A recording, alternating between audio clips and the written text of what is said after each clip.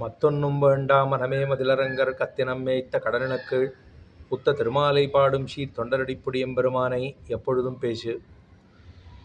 உம்பரால் அரியலாகா ஒளியுளார் ஆணைக்காகி செம்புலால் உண்டு வாழும் முதலமேல் சீறி வந்தார் நம் பரமாயதுண்டே நாய்களோம் சிறுமையோரா எம்பிரார் காட்செய்யாதே என் செய்வான் தோன்றினேனே. திருமாலையில் இருக்கக்கூடிய அடுத்த பாசுரம் உம்பரால் அரியலாகா என்று ஆழ்வார் தெரிவிக்கிறார். போன பாசுரத்தாலே சரி அணில்களைப் போல கைங்கரியம் பண்ண முடியல அப்படின்னு ஆழ்வீர் சொல்லிட்டீர். சரி கஜேந்திர ஆழ்வானைப் போலே நம்மை பிரார்த்திக்கலாமே. கஜேந்திர ஆழ்வான் ஆணையாக இருந்தாரோ இல்லையோ, இந்த கஜேந்திர ஆழ்வானைப் போலே நம்மிடத்தை நம்முடைய திருநாமத்தை நம்மை பிரார்த்திக்கலாமே. உமக்கு நாம் நன்னா பண்ண முடியுமே, நிறைய ரட்சிக்க முடியுமே, தேவரீர் அத்தியாதி செய்யலாமோ இல்லையோ என்று பிரார்த்திக்க அதுவும் நம்மாலே முடியாது என்று ஆழ்வார் தெரிவித்தாராம். அவதாரிகையில் இதான் சொல்லியிருக்கா இல்லையா. அணில்கள் போல அணில்கள் சலமிலா அணிலம் போலேன்னு அங்கே போன பாசுரத்தில் தெரிவித்தோம். சரி அணில்களைப் போல இல்லைன்னாலும் சரி அது கைங்கரியம் பண்ணித்து அடிமை தொழில் பண்ண வேண்டும், எம்பெருமானுக்கு பண்ண வேண்டும், அது மாதிரி பண்ண முடியாதுன்னு சொல்லிட்டு சரி இப்போது கஜேந்திர ஆழ்வானைப் போலே நம்முடைய திருநாமத்தை கூப்பிடலாமே. பரமாபதமா ஆபன்னஹா மனசா சிந்தைய ஹரின்னு கூப்பிட்டு சொல்லியது. அதாவது கஜேந்திர ஆழ்வான் எம்பெருமானிடத்திலே ஓலமிட்டது, பெருமாளே நீதான் ரட்சிக்க வேணும் ஆதி மூலம் என்று எம்பெருமானை அழைத்தது. அதுக்காக பெருமாள் எத்தனை ரட்சித்து கொடுத்தான். அந்த மாதிரி கூப்பிடலாமே நம்ம அதுக்காக தானே இருக்கோம். நம்ம யாரு அப்படின்னா ஆசிரித பக்ஷபாதி. பெருமாள் சொல்லிக்கிறார், எனக்கு ஒரு பேர் இருக்குது, ஆசிரிதர்களுக்கு நாம் பக்ஷபாதி. ஒரு பக்தன் சொல்லிட்டான்னு சொன்னால் அது பொய்யா உண்மையானலாம் பார்க்கவே மாட்டாராம் பெருமாள். நேராக வந்துடுவார். திருக்கண்டபுரத்தில் அர்ச்சக சுவாமிக்கு எத்தனை பரிவு பண்ணான் எம்பெருமான்ங்கிறது நமக்கு தெரியுமோ இல்லையோ, அதுபோல் அவர் பார்த்தார், ராஜா கூப்பிட்டு வந்தார், பெருமாளை சேவை பண்ணி சேவிச்சார். திருக்கண்டபுரத்தில் சேவித்த பிற்பாடு பிரசாதம் கொடுத்தா பிரசாதத்தில் அதிலே சௌரி இருந்தது. அதுக்காட்ட என்னது இது அர்ச்சக சுவாமி என்னாச்சு, இதில் எப்படி வந்தது, கேசத்தோடு இருக்கே அப்படின்னு கேட்டபோது அவர் சொல்லிவிட்டார், இல்லை பெருமாள் கேசம் இருக்கா, அதுலேருந்து எங்கேயாவது வந்திருக்கும் ஏதோ சொல்லிவிட்டார். பெருமாள் அதை பிடிச்சி விட்டார். சரி திருக்காவெல்லாம் சேர்ந்தாச்சு, நாளைக்கு பார்க்கணும், சேவிக்கணும், பெருமாளுக்கு இருக்கா இல்லையா பார்க்குறேனா அப்படின்னு சொல்லிட்டு பார்த்தா பெருமாள் சௌரியோடைய சேவை சாதித்தான் என்று சொல்லுவார்களோ இல்லையோ. அப்படின்னு பார்த்தா ஒரு ஆசிரிதனை ரட்சிக்க வேண்டும் என்று எம்பெருமாளுக்கு இருக்கக்கூடியதான அந்த தன்மை ஆசிரித பக்ஷபாதின்னு சொல்லுகின்றோம் எம்பெருமானை. நமக்காக என்ன வேணா பண்ணிடுவார் அவர். ஒரு பக்தன் மாத்திரம் கொஞ்சம் சிரமப்படுறான்னு சொன்னால் அவன் எத்தையும் செய்ய தயாராக உள்ளான். அப்படி பண்ணலாமோ இல்லையோ என்று கேட்டால் அதுவும் நம்மிடத்திலே இல்லை அப்படின்னு ஆழ்வார் நிரசனம் பண்ணிவிட்டார் எல்லாத்தையும். அப்படி தான் இந்த பாசுரத்தில் சொல்கிறார், உம்பரால் அரியலாகா. உம்பர்கள் பிரம்மா தொடக்கமாக அத்தனை பேரும் ஆரெல்லாம் இருக்காளோ எல்லாம் உம்பர்கள் தான். மேலே இருக்கக்கூடியவா அத்தனை பேர் உம்பர்கள் தானே. இப்போ இந்த உம்பரால் அரியலாகா அப்படின்னு சொன்னால் அவர்களாலே தெரிந்து கொள்ள முடியாது. பிரம்மா தொடக்கமாக இருக்கக்கூடிய ஆறாலையும் எம்பெருமானை தெரிந்து கொள்ள முடியாது. இது சுவாமி நம்மளா இவராக சொல்லிட்டு இருக்காரு அப்படின்னு சொல்லமானா அவர்களே பிரம்மாவே சொல்லிக்கிறார், யார் நாம் பார்த்ததில்லை, என் பிள்ளை பார்த்ததில்லை, யாருமே பார்த்ததில்லை என்ன தேவாகா நமனேகா நச்சாகம் நசங்கரஹா ஜானந்தி பரமேஷஸ் தத்துட்டோ பரமம் பதம்னு சொல்லப்படுகிற இடம் இருக்கே, பரம ஆகாசம் என்று இருக்கிறதே, பரம வைகுந்தம் என்று இருக்கிறதே, ஸ்ரீவைகுண்டம் என்று சொல்லுகிறோமே, பரம ஆகாசம் என்ன, பரம வியோமம் என்ன, ஸ்ரீ பரமபதம் என்ன, வைகுண்டம் என்ன, கலங்கா பெருநகரம் என்ன, இப்படின்னு ஆழ்வார்கள் எல்லாம் பலவாறு சொல்கிறா. அதே போல் உபனிஷத்துக்கள் சொல்லுகிறது, வேதங்கள் கோஷிக்கின்றது, இதெல்லாம் சொல்கிறதே. அப்படி இருக்கக்கூடிய இடம்தான் எது, பரமபதம். அது தத்விட்டோ பரமம்பதம் தத்விஷ்ணோஹோ பரமம்பதம் என்று விஷ்ணுவனுடைய பரமபதம் என்று சொல்லப்படுகிற இடம். அது ஆறு அப்படி சுலமாக போடலாமான்னா இல்லை, அப்படி இருக்கக்கூடிய இடத்தை யாரும் கண்டதில்லை அப்படின்னு சொல்லுகிறார்களேனா உம்பர்கள் என்று சொல்லப்படுகிற பிரம்மா தொடக்கமாக அப்படின்னு விட்டா எல்லாரையும் அதுக்கு கீழே தான் எல்லாமே அடக்கம். இப்போ அத்தனை பேரும் உம்பரால் அரியலாகா அப்படின்னா அறிய ஆஹா அப்படின்னா அறிய முடியாது, அறியலாகா, அறிந்து கொள்ள முடியாது, அப்படி இருக்கிற இடம். உம்பரால் அறியலாகா. அங்கே இருக்கிறது எப்படி இருக்கா அப்படின்னா ஒளி உளார் அப்படின்னு சொன்னார். பெருமாள் எப்படி இருக்காரான்னா பரஞ்சோதின்னு சொல்லுகிறோம், பரஞ்சோதி என்று சொல்லுகின்றோம். ஆப்ரம்ம புவனான் லோகான் புனராவர்த்தினோர்ஜுனன்னு கண்ணன் இந்த எத்தனை லோகம் கடந்து போனாலும் இங்கே ஒளி உளார் அப்படின்னா பெருமாளுக்குன்னு இருக்கக்கூடியதான ஒளி ஜோதி பிழம்பாக பரஞ்சோதின்னு சொல்லுகிறதோ இல்லையோ, சாஸ்திரம் சொல்லுகிறது பரஞ்சோதியாக, பரமமான ஜோதி அப்படி இருக்கக்கூடியவன் ஒளி உளார் ஆணைக்கு. ஏன்னா அங்கே நித்தியசூரிகள்லாம் எழுந்திருக்க அவள்லாம் அந்த இடத்துக்கு என்ன பேர்? கலங்கா பெருநகரம் என்ன பேர்? கலங்கா பெருநகரம் காட்டுவான்கண்டின்னு திருவந்தாதி பாசுரம் இல்லையோ, அதிலே அவனே அறுவரையால் ஆனர்கள் காத்தான், அவனே அரு மருதம் சாய்த்தான், கலங்கா பெருநகரம் காட்டுவான் கண்டி இலங்கா புரிமரித்தான் இது என்ன ஆழ்வாருடைய திருவாக்கு. கலங்கா பெருநகரம்னு சொல்லியிருக்கார். அதே சிவிகுண்டத்தை அங்கே கலங்குவதற்கு ஆளே கிடையாது. இங்கேன்னா எல்லாத்தையும் எதையாவது ஒன்று சொன்னோம்னா கலக்கி விடலாம், எதையாவது ஒன்று சொல்ல வேண்டியது வாயில் ஒன்று சொல்லி தட்டி விட்டோம்னு வச்சுக்கோங்களேன், அது திரும்ப சுற்றி போய் நம்ம இடத்துலேயே வந்து நிற்கும். இன்னார் சொன்னாரா இன்னார் சொன்னாரா இன்னார் சொன்னாரா இன்னார் சொன்னாரான்னு அதில் துளி கூட உண்மையே இருக்காது. ஊதி ஊதி புடைத்து அத்தை பெரிதாக்கி ஒன்றுமில்லாத விஷயத்தை பெரிதாக்கக்கூடியதான உயர்ந்த திருவுள்ளம் படைத்தவர்கள் நாம். ஆனால் அங்கே இருக்கிறவாளுக்கு எந்த கட்டமும் கிடையாது, எந்த துக்கமும் கிடையாது. ஆனந்தம் ஆனந்தம் ஆனந்தம். ஆனந்தம் பிரம்மணோ வித்வான்னு சொன்னால் அங்கே இருக்கிறவாளுக்கு தான். ஆஹா, அப்படி கலங்காத பெருநகரமாக இருக்கக்கூடியது, நித்தியசூர்களுக்கு தலைவனாக இருக்கக்கூடிய எம்பெருமானத்தான் ஒளி உளார் அப்படின்னா அவ்வளவு ஒளி ஜோதி பிழம்பாக இருக்கக்கூடிய எம்பெருமான்.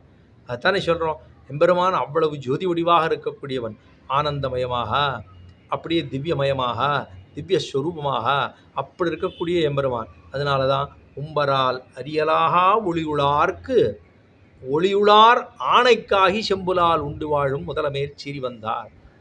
யாருக்காக வந்தாரான்னா ஆணைக்காக.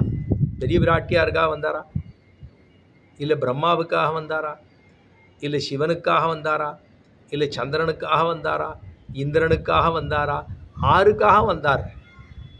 ஏன்னா பெருமான் ரொம்ப உயர்ந்தவன்.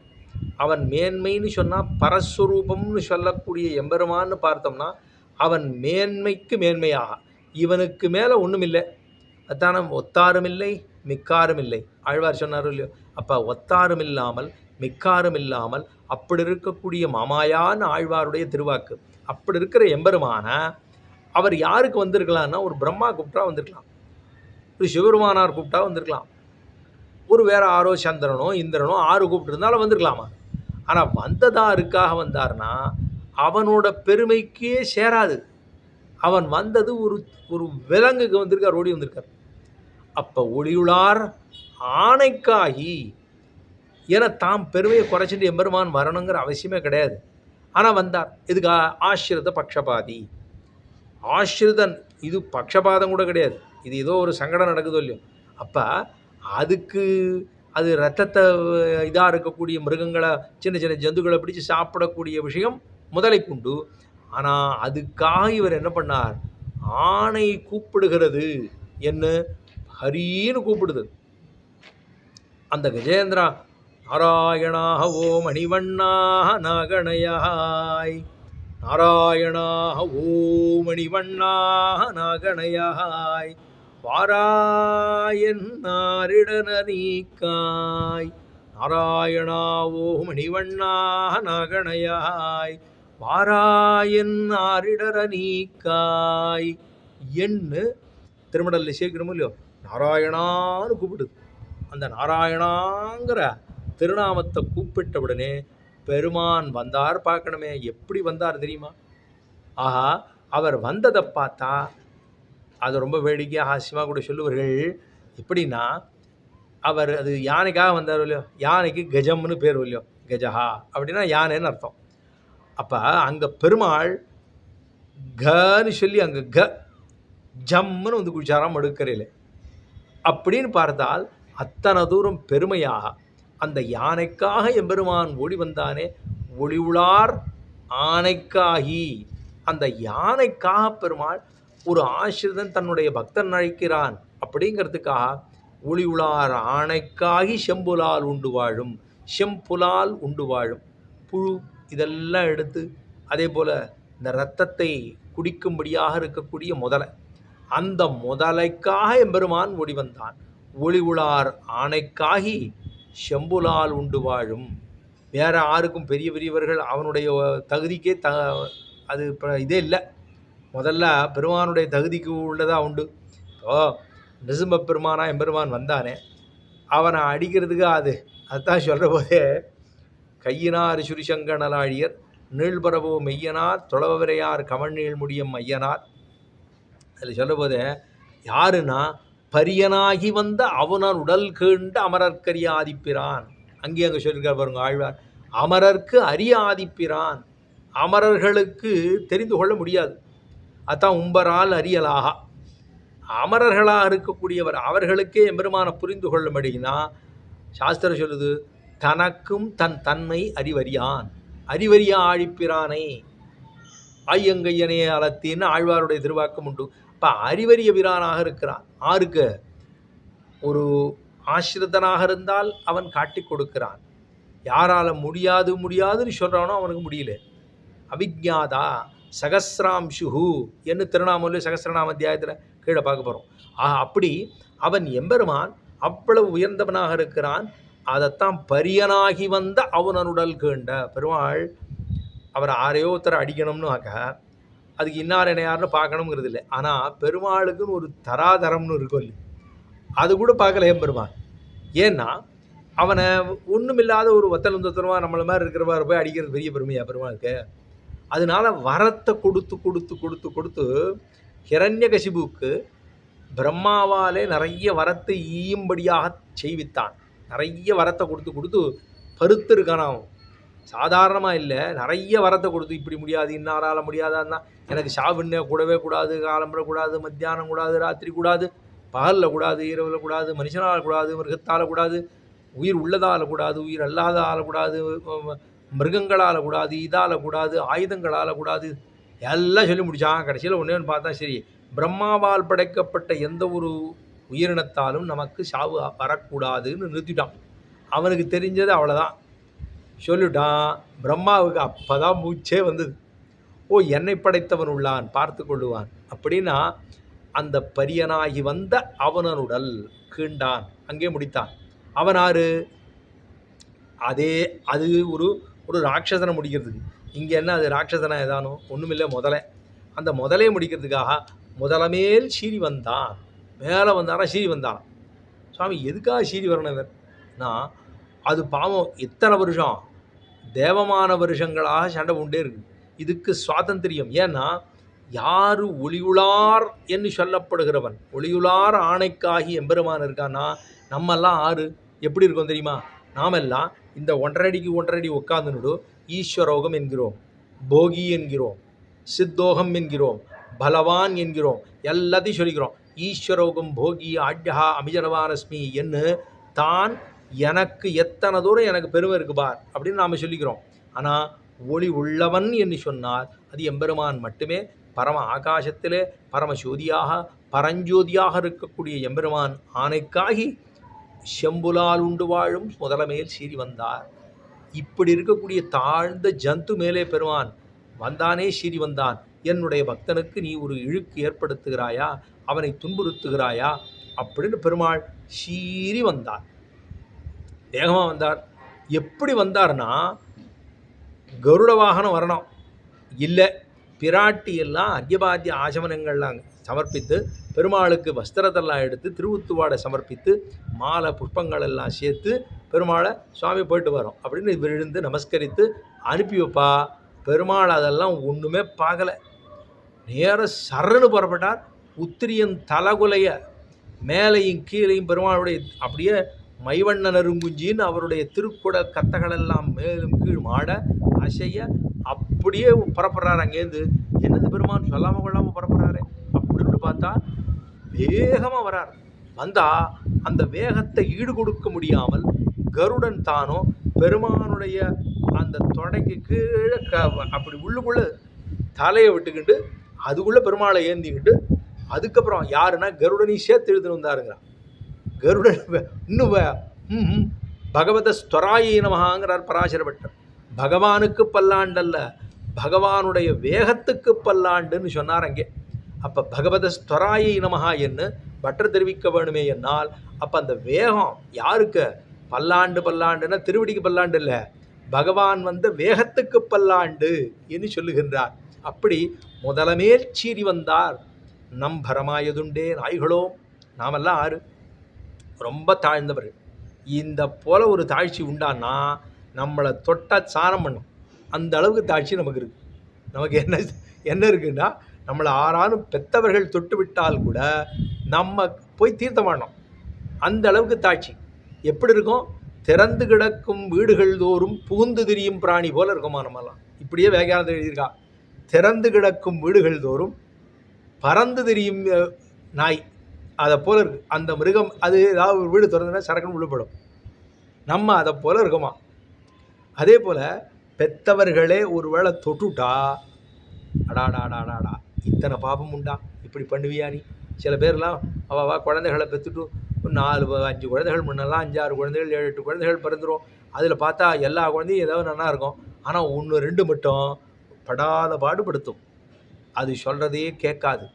என்னென்ன உண்டோ அத்தனை கெட்ட குணமும் இருக்கும், தீய பழக்கங்கள் பூரா இருக்கும், சகவாசம் என்ன கூடாதோ அத்தனையும் இருக்கும். அப்படி அவர்களெல்லாம் பார்த்துட்டா இது இது இது நமக்கு எதுக்காக பெற்றோமா தெரியுமா? அவளுக்கு பிறந்து இப்படிலாம் பட போகிறது தெரியுமா அவளுக்கு? ஆனால் பிறந்துடுது, எல்லாரையும் வளர்க்குறது போல் வளர்த்தாச்சு. ஆனால் பெருசாக வந்து நீ எனக்கு என்ன செய்தாய் அப்படின்னு அது கேட்கும் பாருங்க. அப்போ தான் தோணும், ஓ இதை பெக்காமலே இருந்திருக்கலாம் போல இருக்கேன்னு தோணும். இப்போ நாம் எப்படி இருக்கோமா? நம்முடைய தகுதி தராதரம் எவ்வளவு தாழ்ச்சின்னா, நாய்களும் சிறுமையோரா, நாய்களை போல இருக்கும், ரொம்ப தாழ்ந்த வஸ்துவாக இருக்கும் நாம். உம்பரால் அரியலாகா ஒளிவுளார் ஆணைக்காகி செம்புலால் உண்டு வாழும் முதலமேல் சீறி வந்தார் நம் பரமாயதுண்டே. நமக்கு பரம் என்ன உண்டா? நாம் என்னை ரட்சித்து கொள்ள வேணும் அப்படிங்கிறது உண்டானா நமக்கு அது வேண்டவே வேண்டாம். எம்பெருமான் நம்மளை ரட்சிச்சுருவான். அவன் தான் நம்மளை ரட்சிக்கணும், அவர் தான் ரட்சித்து கொண்டு இருக்கிறார். நாம் என்ன நினச்சிட்டு இருக்கோம்னா, என்னை ரட்சித்து கொள்வது நானே, என் பாடை நான் பார்த்துக்கிறேன் அப்படின்னு நம்ம சொல்லுவோம். அதுக்கு தான் பெருமாள் என்ன பண்ணுறார், உன் பாடை உன்னால் பார்த்துக்க முடியாது. அது கேட்டாரா இல்லையா? உன்னால் உன்னை பார்த்துக்க முடியுமா? உன்னால் பார்த்துக்க முடியாது. நீ என்னவோ நினச்சிட்டு இருக்க, நீ தான் உன்னை பார்த்துக்கிறேன்னு நினச்சிட்டு இருக்க. ஆனால் பார்த்து கொள்ளுவது பூரவே எம்பெருமான் தான் பார்த்துட்டு இருக்கான். நம்மை ரட்சித்து கொள்ளக்கூடியதான தன்மையோ சாமர்த்தியமோ நம்மிடத்திலே இல்லை. ஆனால் யார் பார்த்துக்கிறா? எம்பெருமான் தான் நம்மை பார்த்து கொள்ளுகிறான். நம்ம ஆரோ சத்வாது சஞ்சாயதே யாரும் ரஜசோ லோப ஏவச்சே என்னும், அதாவது எம்பெருமான் தான் நமக்கு இங்கே உலகத்தில் இருக்கக்கூடிய அத்தனை விஷயமே அவன் அன்றி ஏதும் நடப்பது இல்லை. இப்போ அவன் தான் எல்லாத்தையும் பார்த்துக்கிறான். ஆனால் நமக்கு இருக்கக்கூடியதான என் ஸ்வயம், அதைத்தான் சொல்லுவா, ஸ்வரக்ஷணே சுவான்மயம் ஒழிய வேண்டும். இதுதான் ஆனைக்கு கஜேந்திர ஆழ்வானுக்கு இருந்தது. அதுதான் கஜேந்திர ஆழ்வான் என்ன நினச்சுட்டுனா, என்னால் என்னை ரட்சிச்சுக்க முடியும்னு நினச்சிது. அப்போ தான் இது இழுக்குது, இது இங்கே இழுக்குது, அது அங்கே ஜலத்தில் இழுக்குது. அதுக்கு ஜலத்தில் சாமர்த்தியம், இதுக்கு நிலத்திலே சாமர்த்தியம். இது இங்கே இழுக்கிறது, அது அங்கே இழுக்கிறது, ரெண்டு இழுத்துட்டே இருக்குது. ஆனைக்கு வலு கொஞ்சம் கொஞ்சமாக குறையுது. அப்போ அது ஜலத்தில் இழுத்துட்டே இருக்குது, போயிட்டே இருக்குது. அப்போ அது வரைக்கும் அது கூப்பிடலை. அதுக்கப்புறம் பார்த்துட்டு நம்மால் முடியாது, ஸ்வரக்ஷணே சுவான்வயம் ஒழிகை, என்னை என்னால் ரட்சித்து கொள்ள முடியுங்கிற எண்ணமானது தொலைய வேண்டும், குலைய வேண்டும், நசிக்கப்பட வேண்டும். அது மாத்திரம் வந்துருத்துன்னா பெருமாள் தானாக ரட்சிச்சிருவோம். அவனே ரட்சிக்க போகிறான். நிச்சயமாக அது நடக்கும். ஆரும் நினைத்து பார்க்கலாம். நம்மால் முடியும் என்று நாம் நினைத்து பார்த்தோமே ஆனால் அது ஒரு நாள் நடக்க போகிறதில்ல. எம்பெருமான் நினைத்தால் அன்னிக்கே அது நடக்கப் போவது கிடையாது. அதைத்தான் நம் பரம் என்பது எதுவுமே இல்லை. நம் பரமாயதுண்டே நாய்களோம் சிறுமையோரா. ரொம்ப தாழ்ந்தவர்கள் நாம், ரொம்ப நீச்சர்கள். நீச்சன்னு சொல்கிறோமோ இல்லையோ, அதுதான் சிறுமையோரா. மேலே சொன்னால் எம்பிரானுக்கு ஆட்செய்யாது. எம் அப்படின்னு சொன்னால் தான் சுவாமிங்கிறவனுக்கு ஸ்வரூபம் இருக்கோ இல்லையோ, அதை சொல்கிறது. பிரான்னு சொல்கிறபடினாலே நமக்கு உதவி கைமாறா என்று பெருமாள் நமக்கு எத்தனை ஒத்தாசை பண்ணுறார். அதுக்காக பிரான். ஆஹா, எம் பிறார்க்கு ஆட்செய்யாதே, அவனுக்குத்தானே அடிமை தொழில் பண்ண வேணும். இந்த ஆணையை கொண்டு போய் எங்கே வைக்கிறான்னா, சனகனுக்கு சமமாகத்தை கொண்டு வைக்கணும்னா அவ்வளவு உயர்ந்ததாக. ஆஹா, எம்பிரார்க்கு ஆட்செய்யாதே, பெருமாளுக்கு நாம் ஆட்செய்யாமல், அவனுக்கு அடிமை தொழில் பண்ணாமல், கைங்கரியம் பண்ணாமல் இருந்தோமே என்னால் என்ன பயன்? ஒரு பயனும் உண்டா? ஏதாவது பயணம் உண்டானா? பெருமாளுக்கு அடிமை பண்ணலை, அவனுக்கு கைங்கரியம் பண்ணலை, அவனை தொழவில்லை, பூஜை பண்ணவில்லை, வாயாலே திருநாமத்தை சொல்லவில்லை, கைகளாலே தொடவில்லை, கால் கொண்டு அவனுடைய சந்நிதிக்கு செல்லவில்லை, காயங்களாலே பகவானுக்கு கைங்கரியங்களை பண்ணவில்லை, பாகவதர்களுக்கு பண்ணவில்லை, வேறுனா வாயில் நன்னா வாயாடிட்டு இருக்கேன். நன்னா வாயிலே ஏதோ பண்ணுறாளோ சொல்கிறாளோ இல்லையோ, அது மாதிரி வாயிலே நிறைய பண்ணுறேன். அப்படி பண்ணிட்டு இருந்தோம்னா நிற்காது. அப்போ என்ன பண்ணணும்? எம்பிரானுக்கு ஆட்சிய வேண்டும். அதைத்தான் ஸ்வரூப ரூப முதல்ல எம்பெருமானார் கத்தித்திரயத்தில் சாதிக்கிற போதே ஓம் பகவன் நாராயண அபிமதான ரூபஸ்வரூப ரூப குண விபவ ஐஸ்வர்யசீலா ஜனபதிகாதிசய அசங்கேய கல்யாண குணகணாம் பத்மவனாலயாம் பகவதீம் ஸ்ரீயம் தேவீம் நித்யா அனபாயினீம் நிரவத்யாம் தேவதேவ திவ்யமகிஷீம் அகில ஜெகன்மாதரமஸ்மன் மாதரமசரண்ய சரண்யாம் அனன்ய சரணः சரணமகம் பிரபத்தியே நித்திய கிங்கரோ பவானி. நித்தியமான கைங்கரியத்தை பண்ண வேணும் என்று எம்பெருமானார் பிரார்த்தித்தார். நித்தியமாக கைங்கரியத்தை பண்ண வேணும், அடிமை செய்ய வேணும், அவனுக்கு தொழில்.